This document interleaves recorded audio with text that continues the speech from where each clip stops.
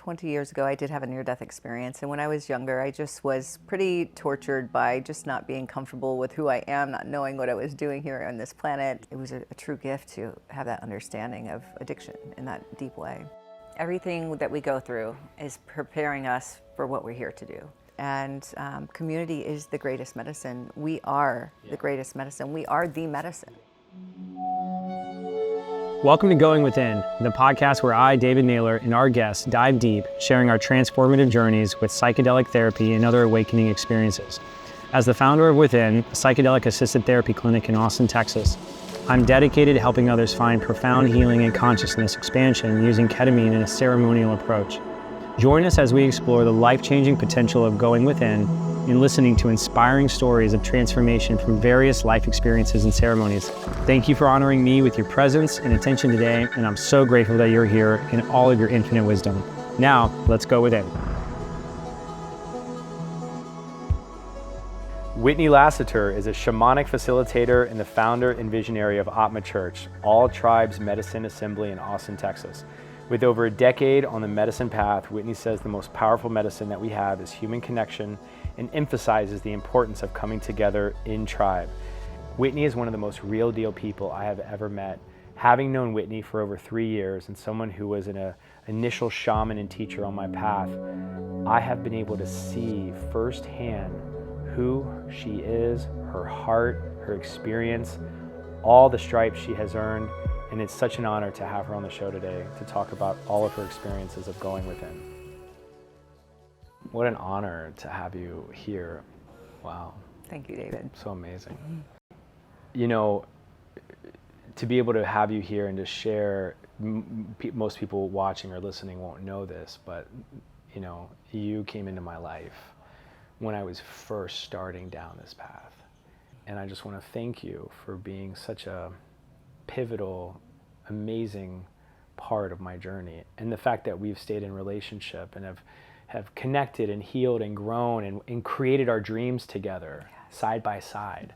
And it's just such an honor to have you here. And I just wanted to give the listeners a context of how you came into my life, and I've been able to sit with you many times after, but thank you for being here. Thank you, David. So special to hear those words and to remember what a special journey that we've had together. Oh my God. It's been 3 years since that happened. Yeah. About three, just over. Little 3 over years. 3. Mm-hmm. Yeah. And yeah, I remember that ceremony. I remember the intensity. I remember the opening that you experienced. I remember the joy that we experienced together. Yeah. Yeah. Wow. And then it was so profound that we're like, we got to do this. We got to bring all my friends. And then it was on 5/12. I remember 5/12 because that was the time we met Mark Lovelace. But it was like I rented a house in Lakeway and just invited all of our friends, and we got to bring you and Sarah back for their experience. And that's how it all started. I mean, you know, and then it was another journey, and then, you know, more sittings, and we got to kind of become family, you know, and brother, sister, teacher, student, co-creator, like all the different things kind of came through our relationship, and we've got to move through so much. And I believe in relationships, that's the closest people are the people that I've had conflict with, but then healed with, or things came up and we worked through it. And that's one thing that I just love, that we've always been able to work through things. But I think I'll always remember you just as one of my first teachers. Thank you, David. Yeah. Yes, I've learned so much from you too, and it's been a joy to be on this path together. And you know, I am here in Austin, Texas, because of you, because of the way that you wanted to share with your community after us going through it, and wanting to share with them the healing that you had, and the desire to bring Sarah and I here to work with your community.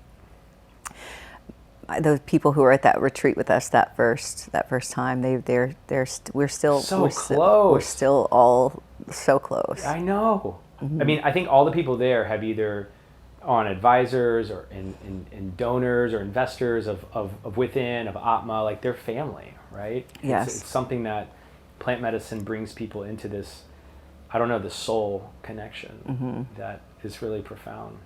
Yeah, it's so beautiful to see the impact that you have in the community, all the people that, are coming and being drawn to this creation that you've cultivated, and to see how the ripple effect is just going out into the world. There's so many people. Everyone knows David Naylor, right? Everyone is affected by the goodness that you're bringing to the world, and so it's really beautiful to see that. Yeah. And thank you for that reflection. I think that's a reflection for you as well. I mean, now, here you are 3 years later, and ＡTMA Church is probably one of the country's most known churches out of Austin, Texas, and the community, the love, the worship, the healings, the ceremonies. I mean, sometimes I think there's 10 of you because it's just grown so quickly, and it's such a rich community. I mean, that's really, I guess we'll just start right there. What inspired you to create ＡTMA Church, this thriving church plant medicine community? Yeah, so I started ＡTMA. There were a couple things. Okay. I've been working with this medicine as a religious practice for a while now, and wanting to do whatever I can to give myself a layer of protection. And so for legality purposes, starting a church. But even deeper than that, I grew up in church, and there were things about church that I loved, and there were things about church that I swore I would never be a part of a church ever again because of the instilling of fear in order to force beliefs and this kind of thing. And so I was longing for community. I came here and I knew a lot of people, but as far as a gathering spot for us to come together and really have a place where we're tuning ourselves to source energy and consciously putting our attention on things that matter, I didn't really know where that existed. And so I was looking for it, and I couldn't find it, the hub. And so I decided to create it. How did that vision come to you? Was it in a shower? Was it a dream? Was it just something that was kind of coming in more and more? Well, I was traveling around in my RV. We had our center in Jupiter, Florida. I remember that. Yes. Because you were coming from Jupiter to do ceremonies for people, and they were having amazing experiences. And then you came here to kind of test drive Austin. Yeah, and so I was in my RV, and here in Austin, test driving it and seeing what I wanted to do, where I wanted to be, and I was feeling just a sense of longing for community, just a sense of longing for it. And so I just knew, I just had this vision. I want to start a church where we can, because it's so important after going through these deep medicine journeys that you have a supportive and loving community to drop into. And so I wanted that, and I wanted that. And so I had the opportunity with this location that we're currently in, and just said, I don't know how I'm going to fund it completely. Right. I don't know what's going to happen, but I believe I'm guided. And along the path, even though there was doubts, I would get a ping, a sign, just it was just keep a going. Line up, just go. This is your sign to just keep going. Just. I wish I had taken a journal of all those The next signs. stone will appear. Yes. Step out. The next stone will appear.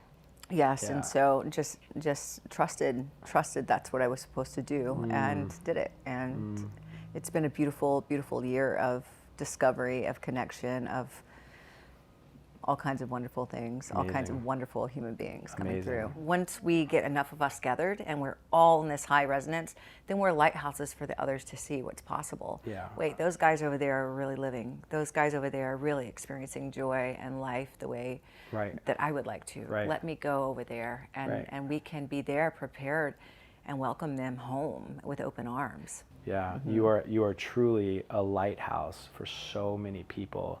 And getting to know you, I know how big your heart is. I've seen it firsthand. I know how big your heart is for everyone to experience healing and being seen and being understood and being loved, and to remember who they are. Your intention is pure. It's as pure as they come. And that is one thing I know about you. Thank you. Tell me, let's go back a bit. At one point, you were addicted to heroin or drugs, and you had a near-death experience. And tell me about your path of what happened, and the change and the transformation? So 20 years ago, I did have a near-death experience. And when I was younger, I just was pretty tortured by just not being comfortable with who I am, not knowing what I was doing here on this planet. Yep. Like, I came from a good family, but I just was not. I never felt like I fit in at school or in environments or with rules or anything. So and with church, I was forced to go to church. So I really just rebelled from that. And I was using, I didn't ever use heroin, but I was using a lot of other things. Okay. And so I did have, I had several hospitalized overdoses. In the last hospitalized overdose, I ended up in I woke up in the ER, and I had tubes out of my side, out of my nose. My parents were there, and I had flatlined for 30 seconds. And that was probably the lowest point. And I didn't have like the near-death experience like many have, where they see a white light and they, get this message from God. I didn't have that. But what happened for me is when I came out of that experience, I felt different. I felt like I noticed subtle shifts. Like I'm not hangry anymore. I feel this deep connection and love to nature and to the sun and to other people. And so I felt this like deep sense of connectedness that I had never felt before. And so this was a result of the near-death experience. And what I associate that with is it's almost the exact same feeling that I had after my Bufo experience. Yes. After my Bufo. So the plant some of the sacred medicines, they mimic that they truly mimic an actual near-death experience in certain ways, at least for me. It's almost like plant medicine can induce a spiritual awakening. Yes. And that's why I think Bill from AA, Bill W, it's been proven and documented that he was using LSD and others to induce spiritual awakenings on people. Of course, they cleared that out, and they don't want to talk about that now because but I would say that plant medicine can induce spiritual awakenings, and your near-death experiencing was just that. Exactly. Yes, they induce mystical experiences for sure. Oh my gosh. Okay, so what year was that in? Like, when was that? That was 18 years ago. Oh my 18 years ago. Talk to us about what led you to plant medicine and how you started healing with plant medicine. So the beautiful thing is right after the near-death experience, just, I had gotten myself into some situations. I didn't have a license. I didn't have a car. But I got a job, and I started working this job, and I met Sarah Solstice. I met Sarah Solstice shortly after my near-death experiences, and I started seeing all these synchronicities. It's like right away after the near-death experiences, they started popping off and happening. Well, Sarah Solstice was one of them. And when I met her, she became my awakening guide. So she started to explain to me, okay, this is quantum physics. This is the heaven on earth. This is like, she was explaining God, and she was explaining all of these things that I had no awareness of.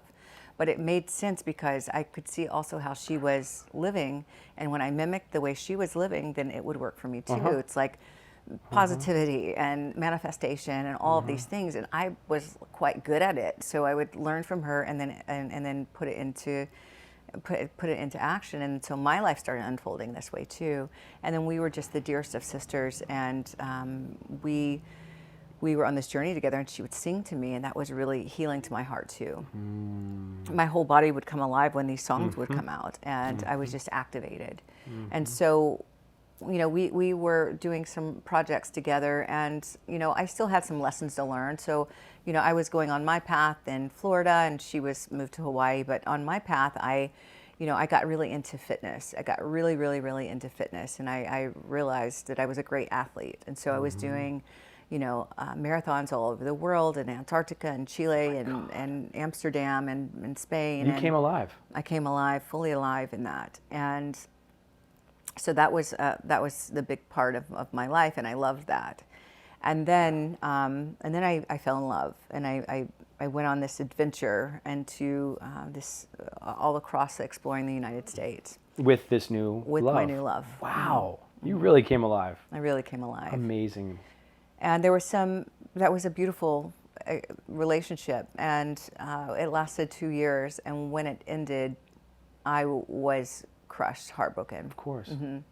And that's when heartache is some of the worst pain that you can experience, some of the worst pain. And so from the pain that I experienced from that is when I really started to seek out plant medicine, when I really started to seek out some relief from this pain that I was dealing with. And I sat with ayahuasca 4 times before, as that's where I kind of started. Psilocybin and things I had used as a younger girl, and I never really liked it because I was not using it for the the proper purposes. But when I discovered ayahuasca, it started the opening in a greater way. But then when I sat with Bufo, that's the medicine that really, for me personally, opened it up. Everything was changed. I had an awareness right away that, okay, I understand who I am. I understand who we all are. I understand the potential that we hold. I understand what God is. It was the most profound experience of my life, and I was immediately healed from my heartache with this. Of course. With this guy, I actually wanted to call him and thank him for being an alcoholic, thank him for the behaviors that I had always been so upset about, because I saw how each person in our lives are playing the perfect role for us. They really are. And had I not been in that, or we hadn't broken up, I would have never found this path. And so I was on my knees thanking the pain, all the pain in my life, for teaching me. I specialize in working with addiction treatment clients for a long time because I know what it's like to be in those shoes. I specialized in that, and it was a true gift to have that understanding of addiction in that deep way. Well, I mean, I know personally of, our mutual friend Mark, and Mark kind of, I used to own mental health and addiction centers. And so I watched this young man go through 50 different treatment centers. And he was the talk of the town of Austin, that just hopeless, helpless. He was, his social media was Satan love, he was on a death path. And the biggest miracle I've ever witnessed in my life so far is when we invited Mark and he sat with you, and then you worked with him in integration. And now, God, it's just crazy. It's emotional. And now Mark is married, happily married, loves God, helps others, found his passion of agriculture and farming. He literally did what you did with your life and what I did. And that, you just can't explain that type of transformation. You can't explain that.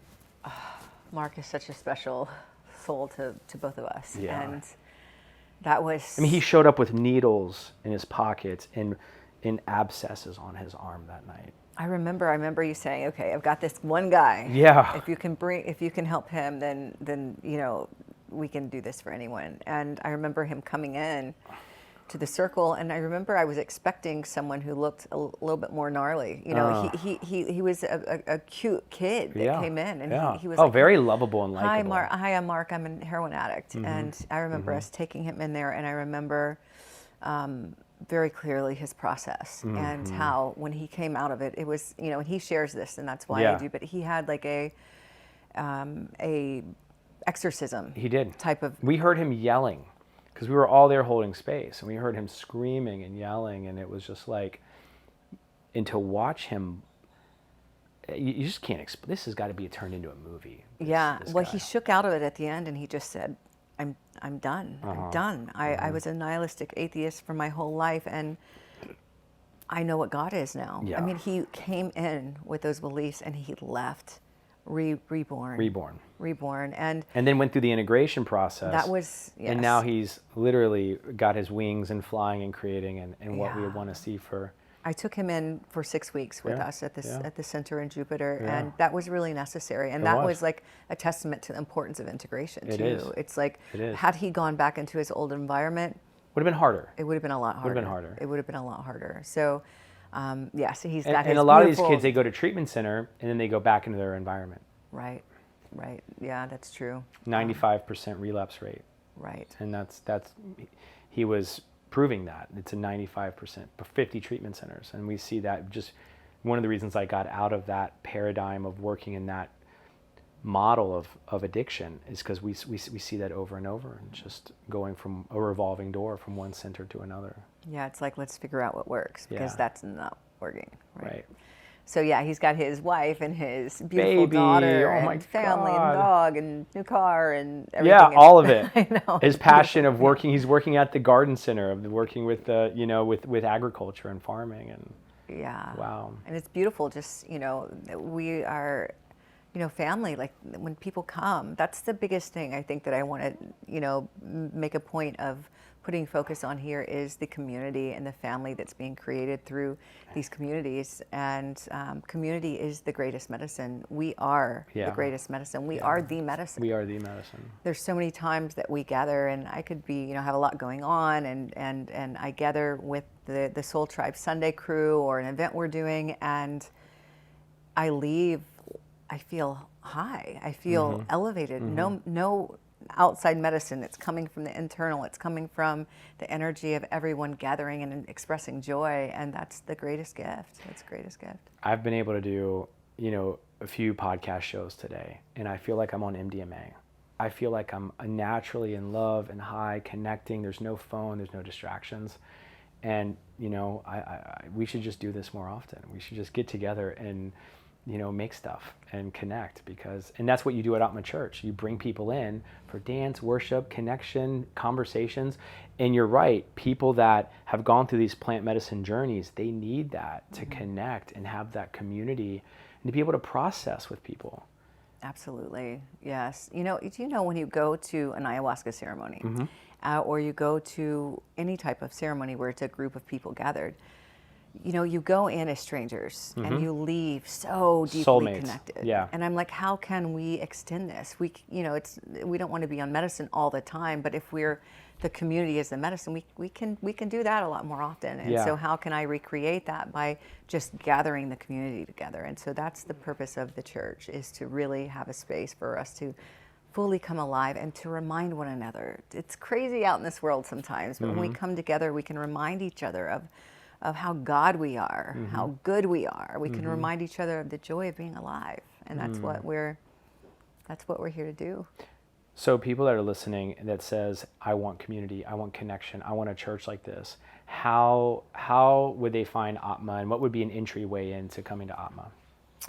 I am asking, I've been finding the best way to do it, because our website is being shifted now that we're moving to a bigger location. But I would say the best thing to do is send me a text message, and I can send you a link that has all of our information. Wow. So, is your phone number on the website? Like, how do they get in touch with you? My phone number, I can tell you it. Oh yeah, let's go. My phone number is 561-401-1154. Okay. And just text me and say, please send information about the community. Wow. And I will be happy to reply to that with a text. I mean, to what you just did there, I think that just shows a testament to your heart, to your soul. Like, here's my personal cell number. Like, we were just talking it with him. We were in a staff meeting yesterday, and we have people signing up to go through we do 6 sessions, blindfold, ceremonial, we do blood work, we do coaching, therapy, we have a whole community classes. It's a different process of people coming in who want to go through a transformation over 6 weeks, And we were just talking about our process. Like, what happens when someone signs up? Well, it goes to the new and they get an email. I'm like, no, let's call them. Yeah. Like, let's not just send in an email. And it's like just that connection and personal touch. The fact that you just did that is just so amazing. And it just shows your heart and who you are, that you'll reach out to someone and say, come connect with us. Here's the information. Thank you. That's who you are. Thank That's you. amazing. Yeah. It's almost like we're all kind of popping like popcorn, Yeah. right? When I met you, I didn't know anything about plant medicine. I just knew about recovery, sobriety, business, whatever. And here I am now, creating a center for healing and awakening. And it's like we're all doing this together, collectively, right? Our stories are so similar, from like not fitting in, the drugs, all of that. I was in rehab by the time I was 17. I mean, just all such similar stories. You and Sarah Solstice come into my life through one of my dearest friends of like 20 years who says, you need to meet Whitney and Sarah.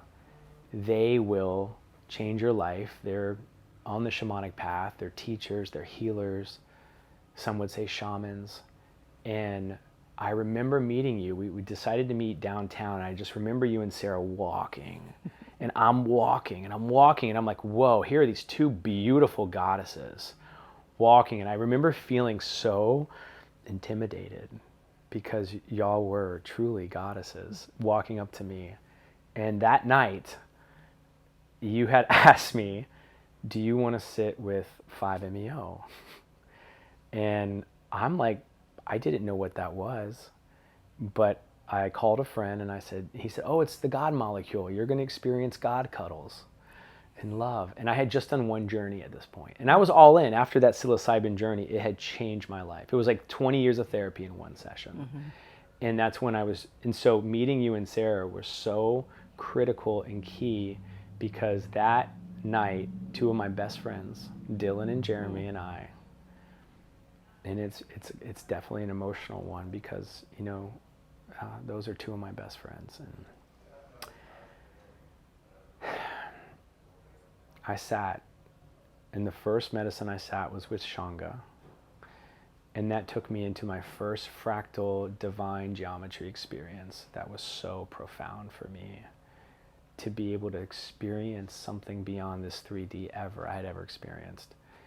And then the next sitting around the sitting was 5-MeO. Mm. And that was I didn't know I was going in the deep end. And not only was it the deep end, it was the deep end of the ocean, the deepest of the oceans. And I went, and it was a full dissolve into a dissolution of self. And I did not expect it. And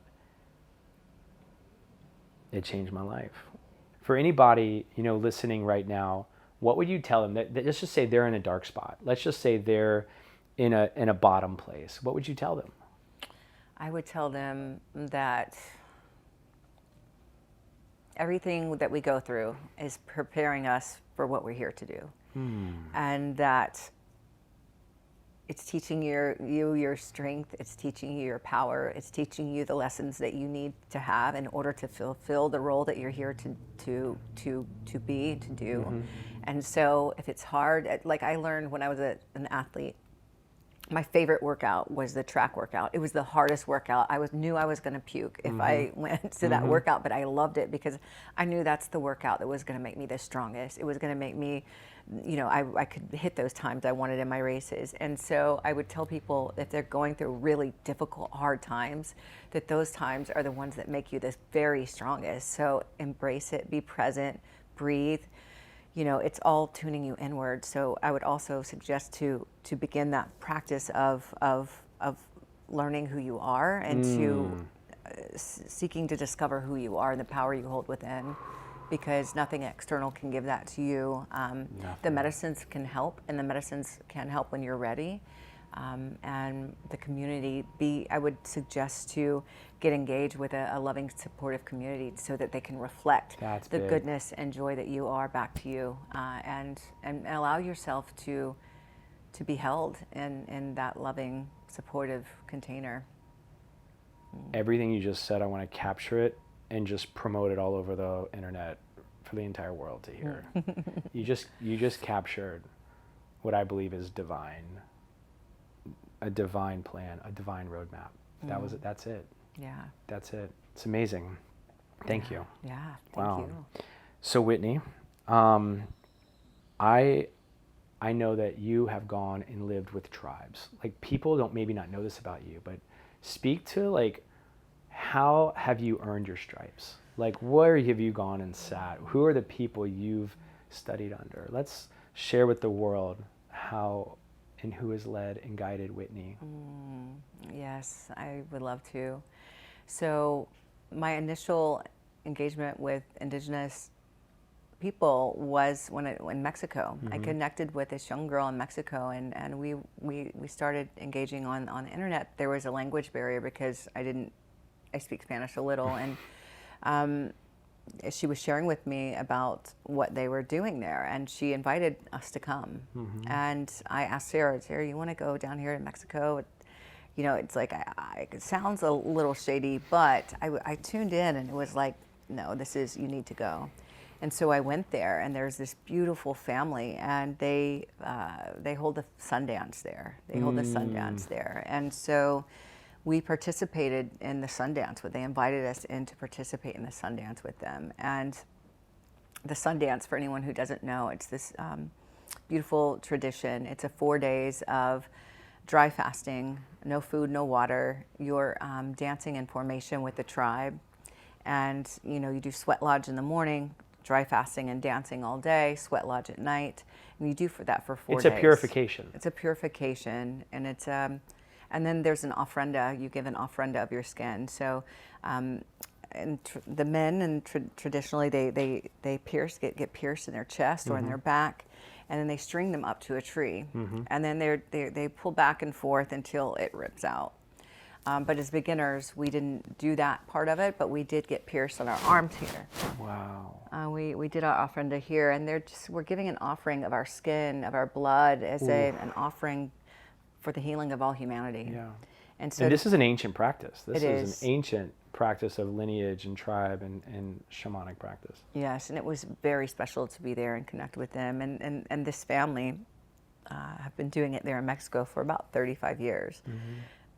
And this is the family that shared their medicine with me. They have an ayahuasca farm there. They have many of the sacred medicines there, and blessed us to carry the medicines that we carry. And that was, and they don't have a name. I asked, what do you call yourselves? And she said, we are the Sun Dancers. So that was that was my initial engagement with the indigenous medicine there. And that's why I wanted people to know that you've actually been inducted, and you have lineage, and you have training, and you have all of the history of that lineage behind your magic and behind your offering, and it's profound. It's the real deal. Yes, and thank you for that. I think it is important because there are so many people this is becoming very normalized, like these medicines, which is a good thing, but also a lot of people just wanting to jump in and facilitate. Right. And what I say to that is, it's a lot to carry. It is. It's a responsibility. There's that scripture, to what is given, what is required. Right. It's a lot to carry. It's a lot to carry. It's a lot of energy to manage and process. It's a lot of people to be responsible for. And so, yes, it's a big job. Would you almost say, like, would you say that it takes on, like, someone's soul, or like when you are helping someone heal, like it's almost like, do you feel then responsible for, like, what is that bridge to where, like, now their soul is with you, they've sat with you, they're awakened? Do you feel a responsibility at that point, being a teacher, shaman, space holder? I do feel I feel responsible, and that's why I wanted to start the church, because I was driving, I was, you know, in my RV traveling and I was facilitating a lot in St. Pete, and seeing people are coming and they're having these profound openings, but I had an integration circle there, but I wasn't grounded there. So it's like, then I wanted to be grounded somewhere. So people would come to me and then they would leave, but they could always know that they had a community they could come back to. That's right. We all, when we sit in ceremony together, I have a piece of your heart, you have a piece of my heart. So we're forever, eternally connected and united through that experience. And I feel, yes, like that's why I want to create what we're creating, is so that we can always come back together. Yeah. And that's, yes. And they have that support, you know, at ＡTMA. It's almost like you've now built a support ecosystem that's Whitney, not just Whitney, it's a whole supportive system. And we're working on a beautiful integration program with Rod, Warriors of Purpose. So it's a 60-day program that everyone can tune into and go through. So there's this continual support. And we're in the works of creating many programs like this. Amazing. Yes, yes. Tell us about now. I even heard that you're now able to take people to Mexico to sit with the tribes. This is such a rare gift because people are looking on the internet to go, oh, I'm going to go to Colombia, I'm going to go to Peru, and it's kind of rolling the dice, like if they find someone good. But now you can actually take people to that tribe and have an experience. Tell us a little bit about that. Well, there's a couple programs that I'm working on. I did take a group. This was a beautiful experience. I took a group of people to the Sonoran Desert where the toads live. Wow. And with a Seri tribe there.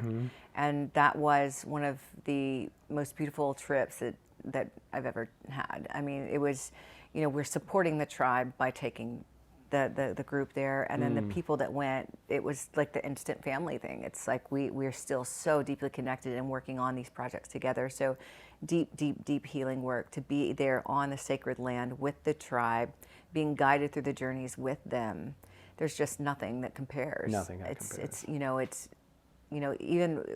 I'm so grateful to be able to do this, and so that people have access here that can't go there. But anyone who is being called towards this, I recommend going there, spending time engaging with these beautiful people, hearing the stories, and experiencing the medicine, how they offer it. That is one trip, and we have been many times asked about facilitation.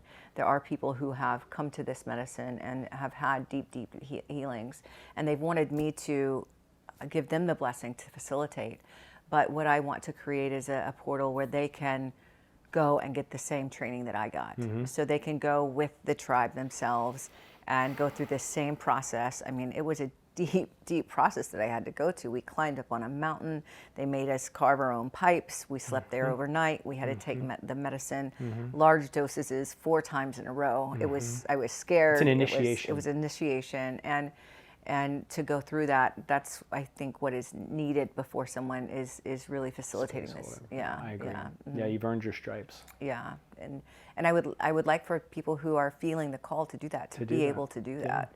And so we're working on a program, Sarah and I, to take people down with the Sundance family that I experienced in that with. I highly recommend anybody, and will you let me know the dates, because I would actually be interested in that. Yes. That would be amazing. Yeah.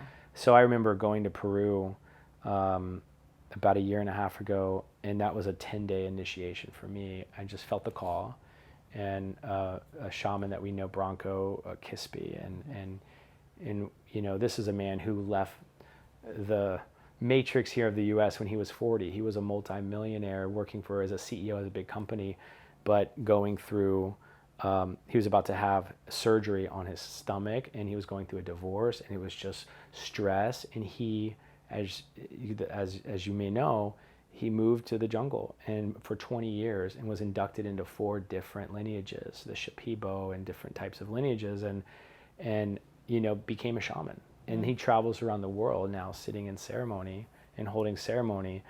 And so I went out there with him, and I did the darkness for 3 full days.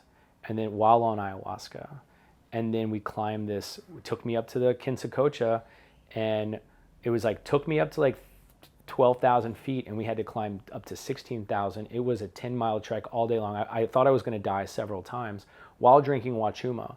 And I can't even tell you the different shamans we'd meet at these levels living up there at the mountain. I mean, maybe it was either an illusion or what, but it was like the most profound initiation experiences, and having to go into, during the darkness 3 days on ayahuasca, and having to face every nook and cranny of my ego and soul and fear and betrayal and pain and feminine, masculine. It was the most initiation I've ever been through.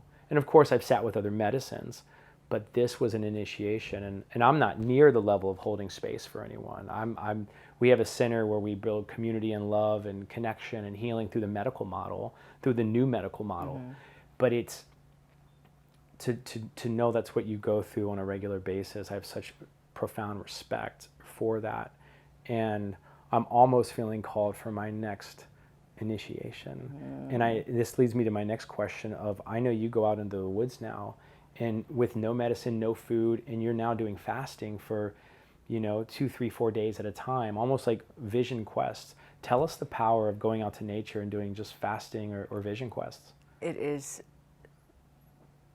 I would say, one of the most beautiful medicines that you can experience is tuning into your center and yourself. And there's so much going on, and there's been a lot going on in my life and a lot that I've been managing, and I could feel that there was some density happening. Like and That's a good way to put it. Density. I could feel just some weight, and I'm like, I've sat in medicine. I don't want to go to medicine. I want to go to myself. And I think that's what the medicines teach us, is that it gives us a glimpse of that which we always have access to. So I knew that I wanted to access it directly. How do I do it? Well, I can sense in myself that sometimes if I have something that's, bothering me or whatever, I might just eat something, or I might just go on a bike ride, or I might just do something. But what happens if I just sit here and tune into that inner guidance, that inner source? What happens if I eliminate everything? If I eliminate water, if I eliminate food, if I eliminate outside everything? And so I just was called to go and do it. And so I have been doing that. And what I find is that initially it's like, okay, this is uncomfortable. But each day, like, the density starts to release. Like, it's like, okay, well, I feel a little bit better. I'm thirsty. Okay, well, that's okay. Your heart's beating. Yeah. You learn to appreciate your breath. Yeah. You'll learn to appreciate the sun. You'll learn to appreciate your precious body. And you learn to appreciate all of those things when you don't have anything else. And so it's been beautiful medicine to me to be able to go out and experience that. And as a matter of fact, Sarah's really into fasting too. And we are going to be hosting some fasting retreats. So would love to share that medicine. We need to get all the programs on our bulletin boards here. Yes. Just boom, boom, boom, boom. Yes. Yeah, Whitney, as we kind of get to the finish line here, for everyone listening and watching, we're talking to someone who's the real deal. And it shows by what you've been able to manifest. It shows by the fruits in your life. It shows by, you're a grandmother, even though she doesn't look like a grandmother, okay? She's very young and beautiful, and it's just amazing to see the fruits of your life. And then when you feel the density, you've been in the medicine enough, you've been into the initiations and the tribes, that you can then go out to the woods on your own and fast. I haven't met anyone at this level. So I hope that you can receive this honor and acknowledgement and appreciation for someone who really does the work and is able to then bring it back for her community and her fellows and her whole family. So it's an honor to know you and to be in this journey with you, and I look forward to spending more time with you. It's been such a treat to go this deep with you. Thank you, David. And I want to tell you how proud I am of you too. Oh, thanks. To the father that you are. I see the way that you lead your family. Love and it's those a girls. blessing to see what a great father and husband you are, and all the people that you're helping and impacting in our community. It's such a blessing to be here on this path together and to do it together. Thank you for seeing me. Thank you. Thank you for seeing me. Thank you for being who you are. Thank you. Yeah, a little over 3 years into this new journey, sometimes I feel like I should be, and I know that's just I should be farther. I know people can maybe relate. I should be further down the road. I should be a shaman. I should be inducted in these lineage. But no, I've finally come to really embrace who I am in this moment. I'm right where I'm supposed to be. I'm so much more lighter density than I was. Yes. And what's next? Maybe it is going back to, it's such a reverence to go into that space, to peel off another layer of skin, and then the magic that unfolds after that. And that's why I'm kind of a geek when it comes to going to within now. But maybe I'll join you on one of these Mexico or fasting retreats. Yes. It might be next for me. Let's do it. Yeah. Thank you for joining us today on the Going Within podcast. The Going Within podcast is sponsored by Within Center. Within is a ceremonial psychedelic-assisted wellness center in the heart of Austin, Texas. Discover more about our transformative practices at within.center. If you enjoyed this episode, we kindly invite you to follow us and share your thoughts with a review. Going Within is hosted by David Naylor, production led by Patrick Stanger, and filming and production by Rare Media. Please note the statements made on Going Within have not undergone evaluation by the U.S. Food and Drug Administration and are not intended to diagnose, treat, cure, or prevent any disease. At Within, we strongly recommend consulting your healthcare provider for personalized guidance on the diagnosis and treatment of any disease or condition.